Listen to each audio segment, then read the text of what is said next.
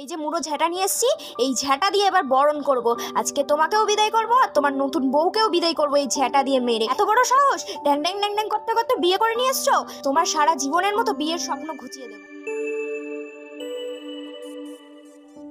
Hello বন্ধুরা, আজকে আবারও চলে এসেছি মিষ্টিদের বাড়ি একটি নতুন গল্প নিয়ে। তাহলে চলো দেখে নিই আজকের গল্পে কি হয়। এদিকে তো তৃষা একা একা রান্না করছে আর আপন মনে বক বক করছে। হঠাৎ করে সকালবেলায় এক গাদা বাজার পাঠিয়ে দিল। মাছ করতে হবে, মাংস করতে হবে, আবার জরুরি তলব তাড়াতাড়ি করতে হবে। কি জানি লোকটার মতিগতি কিছু বুঝি না।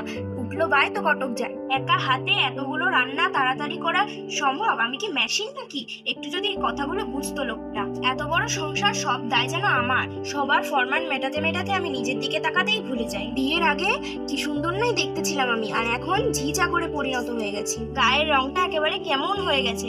আগে কলেজে গেলে সবাই তাকিয়ে দেখতো, আর এখন ঘরের মানুষটাও তাকিয়ে দেখে না। সারাদিন এই ঘর সামলাতে সামলাতেই আমার জীবনটা শেষ হয়ে গেল। না কোথাও বাইরে বেড়াতে নিয়ে যায়, না কোথাও খেতে নিয়ে যায়। বিয়ের প্রথম যাও বা একটু ভালোবাসা ছিল, এখন তো আর ছিটে ফোটাও নেই। এই দিদি দেখ, মা না পাগল হয়ে গেছে, একা একাই বকবক করছে। তুই মাসিকে পাগল বলছিস, সে কথা বলিস না, মাসি কিন্তু শুনতে পেলে খুব বকবে। তাহলে একা একা বকছে কেন? তাহলে আমি শুনছি মা কি বলছে। মা তুমি একা একা কি বলছো? কাকে বলছো? হ্যাঁ মিষ্টি, কিছু বলছিস? বলছি মানে তুমি একা একা বকছো তো? তুমি কি পাগল হয়ে গেছো? হ্যাঁ হ্যাঁ, যেমন বাপ তার তেমন বেটি। হ্যাঁ রে, পাগলই হয়ে গেছি। তোরা যা জিনিস, তোদেরকে সামলাতে সামলাতেই পাগল হয়ে যাচ্ছি। বুনু চুপ কর, মাসি কিন্তু রেগে গেছে, খুন্তি ছেঁকা দেবে কিন্তু। হ্যাঁ খুন্তি ছেঁকা দেবে? তাহলে বাবা আমি চুপ করে থাকি, আর কিছু বলবো না বাবা। আরে বৌদি, এত সকালবেলা রান্নার তোড়জোড় কিসের? কি ব্যাপার বৌদি, এত রান্না সকালবেলায়? মাছ মাংস, কেউ বাড়িতে আসবে নাকি? কি জানি কে আসবে। সকাল সকাল তোর দাদা তড়িঘড়ি করে সেজে গুজে বেরিয়ে গেল, আর তারপর রামুকে দিয়ে মাছ মাংস এত বাজার পাঠিয়ে দিয়েছে, আর ফোন করে বললো তাড়াতাড়ি রান্না করতে। তোদের দাদার মতিগতি বোঝা বড় দায়। তবে যাই বলো বৌদি, মনে হয় কেউ আসবে, নইলে এত বাজার করে আনা আর ফোন করে তাড়াতাড়ি রান্না করার কথা বলার তো কোনো কারণ দেখছি না। যাই হোক, তুমি সব একাই করছো, কিছু হাতে পাতে করার থাকলে বলো। না না, কিছু করতে হবে না, আমার প্রায় হয়েই গেল। তা কি কি রান্না করলে বৌদি? তোমার দাদার ফরমান, মাটন কষা, ইলিশ মাছের ভাপা, চিংড়ি মাছের মালাইকারি, আর তাছাড়া মাছের মাথা দিয়ে ডাল, চাটনি। আরে বাবা, এ তো বিয়ে বাড়ির আয়োজন। যাক, দুপুরের খাওয়াটা বেশ ভালোই হবে তাহলে। আর এরা যখন কথা বলছিল ঠিক তখনই ঘর থেকে মেজ বউ আর শাশুড়ি বেরিয়ে আসলো। বৌমা, আজকে ঋষির ছুটি ছিল না অফিস? হ্যাঁ মা, ছুটি ছিল তো, কিন্তু ওকে যে দেখলাম সকাল সকাল সেজে গুজে তাড়াহুড়ো করে বেরিয়ে যেতে। আবার শুনছি রামুকে দিয়ে বাজার পাঠিয়ে দিয়ে তাড়াতাড়ি রান্না করতে বলেছে। কি ব্যাপার, কেউ কি আসবে নাকি কিছু আছে আজকে বাড়িতে?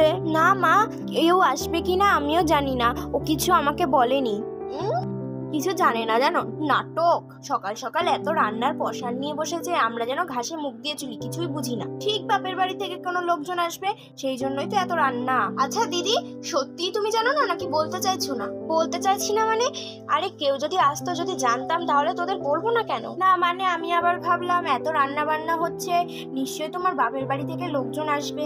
না না, বাপের বাড়ি থেকে কেউ আসবে না, আর যদি আসতো তোদের তো বলেই দিতাম। আর এরা যখন কথা বলছিল তখনই পেছন থেকে ঋষির গলার আওয়াজ শুনতে পাওয়া গেল। এই তৃষা, এই দেখো কাকে নিয়ে এসেছি। আরে আরে আরে, এটা কে? এই তো দেখছি ঋষি। আর ঋষির পাশে এটা কে? কোনে সেজে দাঁড়িয়ে আছে, আবার ঋষির মাথায় টোপর, গলায় মালা। ঋষি কি তাহলে আবার বিয়ে করলো? আরে তৃষা, কোথায় গেলে? এই দেখো কাকে নিয়ে এসেছি। আরে তুমি এই সাজে, আর এটা এটা কে?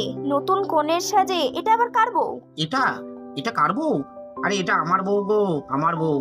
তোমার বউ? তোমার বউ মানেটা কি? আসলে তুমি তো বলো যে তোমার কাজ করতে অসুবিধা হয় একা একা, তাই একে বিয়ে করে নিয়ে আসলাম। তোমার একজন সঙ্গীও হলো, আবার কাজের পার্টনারও হলো। কি ভালো হলো না? কি বলছো তুমি?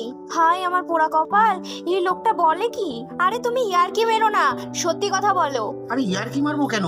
আমার পোশাক দেখেও কি বুঝতে পারছো না? আরে ইয়ার্কি মারার জিনিস, আরে সত্যি বলছি গো। কি করব, ও আমার কলেজের ফ্রেন্ড। আসলে অনেকদিন ধরেই আমাদের সাথে বন্ধুত্ব ছিল, তা ভাবলাম বিয়েটা করেই ফেলি। যাই হোক শোনো, এখন এত কথা না বলে একে আগে বরণ করে ঘরে তোলার ব্যবস্থা করো। কি বরণ করব? বুড়ো বয়সে ভীমরতি? এবার বরণ কাকে বলে আমি সেটা দেখাচ্ছি। কই দেখি আমার ছেলেটা কোথায়? এই তো ছেলে, এই ঝ্যাঁটা দিয়ে দুটোরই ভূত ছাড়াবো। হ্যাঁ, কি বললে? বরণ? এই যে মুড়ো ঝ্যাঁটা নিয়ে এসছি, এই ঝ্যাঁটা দিয়ে এবার বরণ করব। আজকে তোমাকেও বিদায় করব আর তোমার নতুন বউকেও বিদায় করব এই ঝ্যাঁটা দিয়ে মেরে। এত বড় সাহস! ড্যাং ড্যাং ড্যাং ড্যাং করতে করতে বিয়ে করে নিয়ে এসছো। তোমার সারা জীবনের মতো বিয়ের স্বপ্ন ঘুচিয়ে দেবো। আরে তৃষা, তুমি কি করছোটা কি?